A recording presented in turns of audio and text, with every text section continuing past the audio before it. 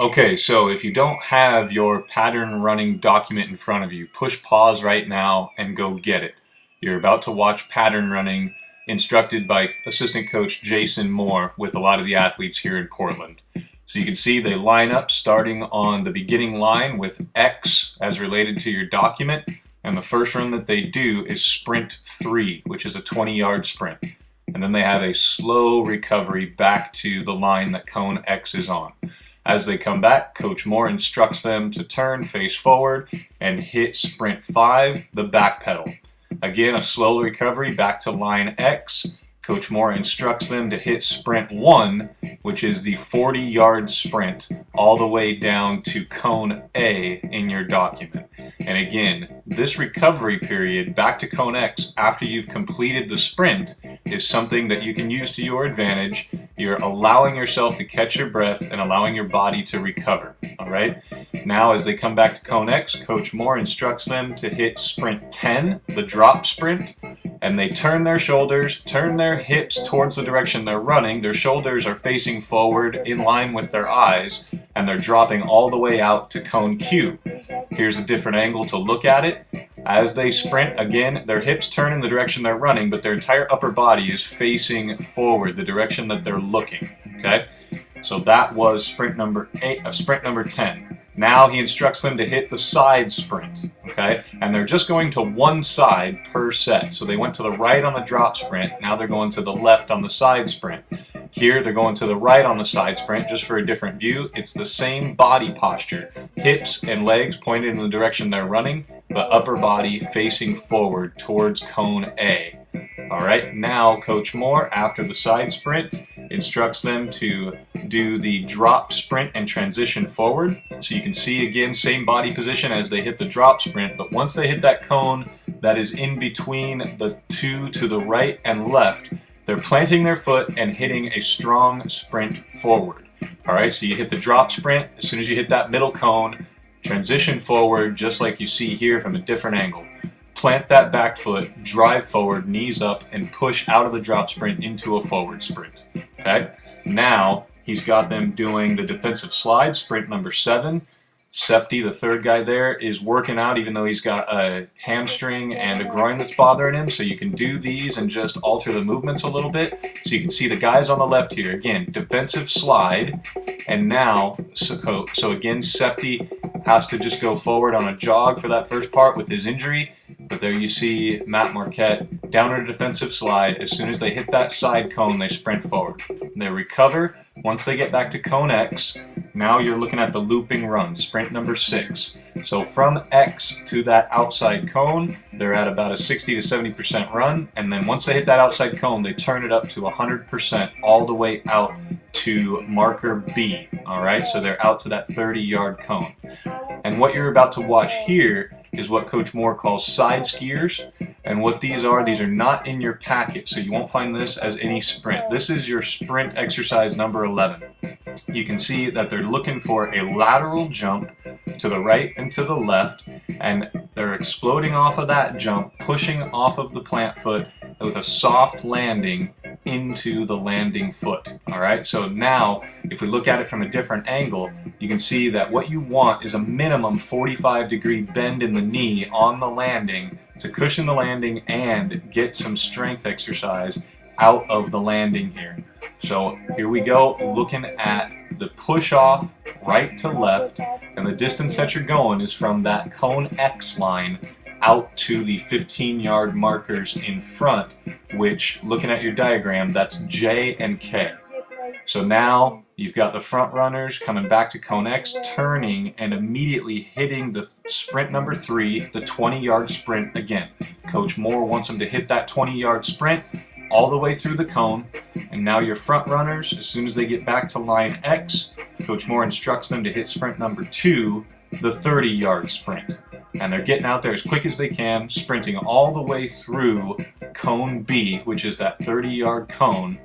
And now that's the end of this set. So Coach Moore actually had them do 14 sprints total. He didn't like what he saw from a couple of the sprints, so he had them do them over. There you go. That's an example of one set of pattern running. Again, you do not need to do the set of pattern running in that exact sequence. You can change up the order of the sprints however you like, all right? And just make sure that you're hitting the drop sprint to the right and to the left with each set that you do, all right? So for set number 1, you may go drop sprint to the right. On set number 2, just make sure you hit the drop sprint to the left, okay? So now all the guys have recovered from their final sprint. They get through that cone X, and what you're doing in between sets is you're hitting your upper body resistance training.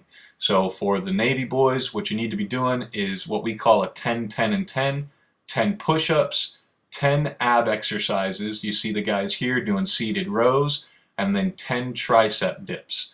Okay, so that is one full set of pattern running. 10 plus sprints with your sprint to the marker, recover to marker X, start your new sprint, 10 of those, and then you're relaxing as you head toward an area where you can do your upper body resistance training. Once you get there, now you can see Matt Marquette, the second man from the bottom of the screen there, hitting tricep dips, Pat Allred hitting push-ups, and you've got some guys doing the abdominal exercise that Coach Moore instructed them to do, which is the seated rows. So there you go. If you have any questions, again, you'll hear me say this several times in this video, just make sure you ask me, send me an email or give me a phone call. You need to do 10 sets of those on every Monday and Friday going forward, and 5 sets of those on Wednesdays.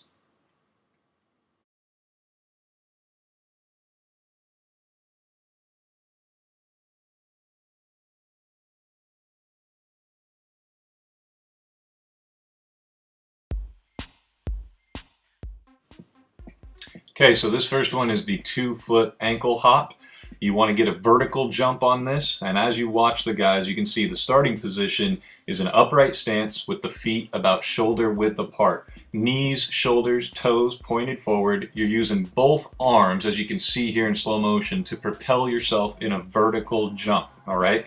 Now, you need to have a very slight counter movement at the beginning of the jump, meaning you drop just a little bit with a bend in the knee, but not a very significant bend in the knee. You can see the guys dropping just a touch, a light bend in the knee, and you want to land in the starting position and immediately repeat the jump, okay? So as you can see here with the guys, they are getting 4 double jumps in. That's one set, minimal movement in the knee, toes, knees, shoulders pointed forward, double arm movement. Okay, so what you just saw was the 2-foot ankle hop. You saw the athletes complete 4 double jumps in a row. They completed the double jumps with 10 seconds of rest in between each repetition. That 4 double jump series, or the 4 times they completed double jumps, is one set.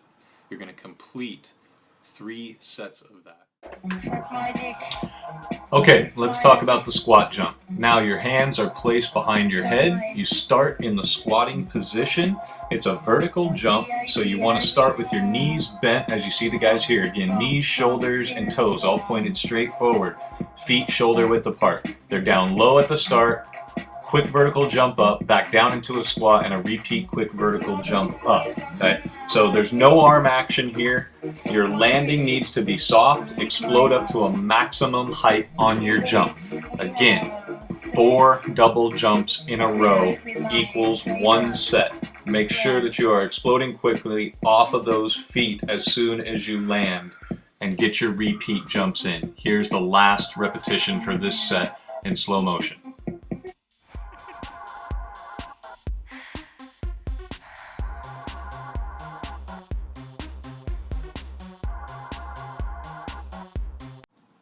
Okay, so that was the squat jump.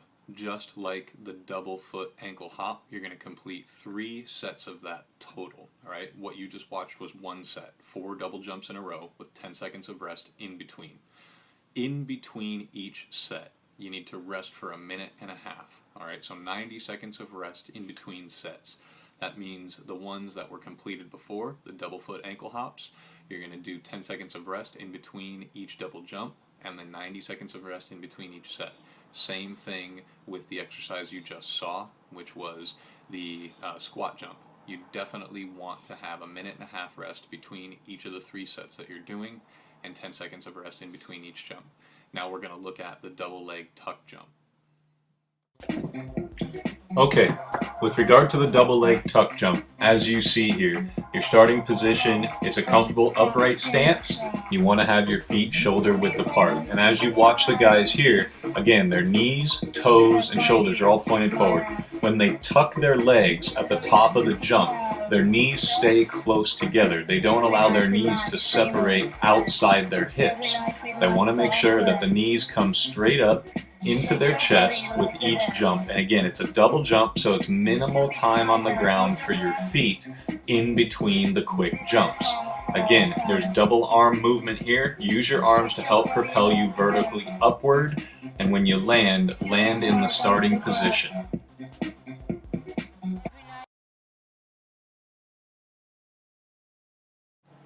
Okay, so that was the double leg tuck jump. Again, pay attention to your form.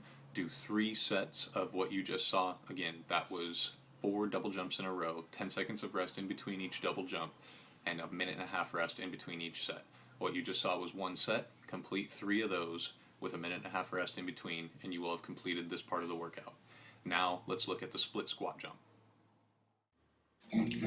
Alright, with the split squat jump, you definitely want to start in a lunge position as you see the guys do here. So one leg is out in front of the other. You've got a 90-degree bend in the knee, in that front knee, and you're jumping up, switching the leg's position in mid-air. So one leg switches from back to front, land in the lunge position, and then immediately propel yourself up again. Again, this one, pay attention to your knee that's in front. Don't allow it to bend inside or outside. Make sure that it lands straight with a good straight bend in front of your body. Do not allow the knee to extend beyond the toes of the landing foot. All right, good soft landing. Here we go. Watch them. You're up, and relax. Okay, so that is 1 full set. Okay, split squat jump is a little bit different. You need to add 5 seconds to each rest period between reps. So what you just saw, when you complete the double jump, you want to have a 15-second rest period in between each repetition. And you want to go with 2 minutes of rest in between each set. So you just saw the athletes go through 1 set, 15 seconds of rest in between each double jump. 4 double jumps equals 1. Alright, this next one is the depth jump. Now, you watch Tanner French here. He takes 1 foot to assist him with the coordinated fall off of the box or the drop off of the box. Watch each player now. As soon as they hit the ground, they're using both arms to propel them up. Okay, so again, their upper body stays upright through the entire jump. All right, and your toes need to remain about shoulder width apart or just inside. Try to avoid, like that, having your toes too close together. Allow your feet to be shoulder width apart on the landing and the jump. Use both arms to help propel you up. Make sure that your upper body stays upright through the entire jump. Alright, so that was the depth jump, alright, falling from a particular height, or not falling, but rather having a controlled drop from a particular height, just like the form requires. You're going to lead with 1 foot, both feet hit the ground at the same time, and you're going to propel yourself straight up in a vertical jump. Try to eliminate as much horizontal movement going forward as you can, alright, so it's about trying to get height on your jump, and again, just like the others, you're going to do 3 sets, 4 double jumps per set.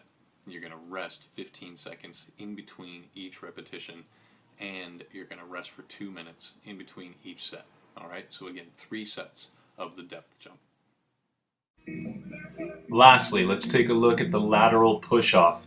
Here you see the guys using the bleachers at the stadium to assist them with having one leg at a resting position, which is at a completely different height from the stabilizing leg. So here their right foot is the active foot, or their right leg, and then their left leg is the leg that's their stabilizing leg.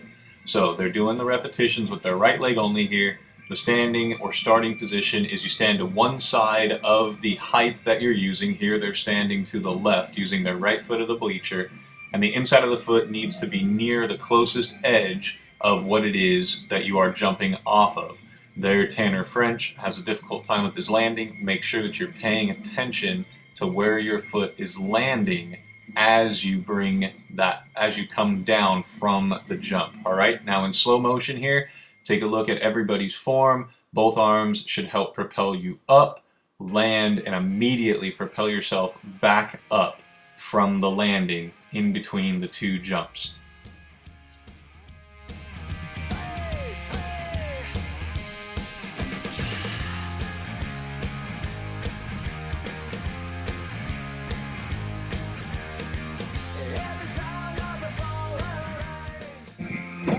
Okay, now from the opposite side, they're doing the same exact exercise. They're just using their left leg now.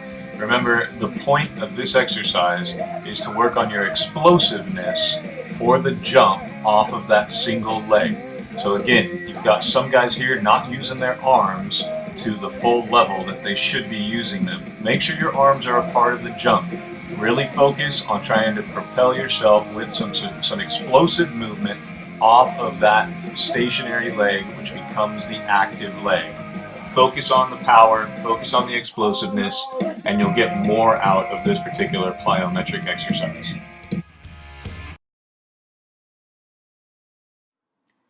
All right, so that was the lateral push-off. Again, you're only having one foot on an elevated surface. That surface needs to be flat, and each one of your jumps needs to be controlled on the way up and the way down. Just like the depth jump, you're going to extend the rest time in between repetitions to 15 seconds rest in between the repetitions, and you're going to have 2 minutes rest in between each set, okay? Now remember, this one, you're only doing 2 sets of the 4 double jumps, all right? So you're not doing 3 sets like you did with the previous 5 double leg jumps. 2 sets, 4 double jumps per set, 15 seconds rest in between reps, 2-minute rest in between sets. All right, that concludes the entirety of the explanation for the work that you need to be doing over the next couple of weeks.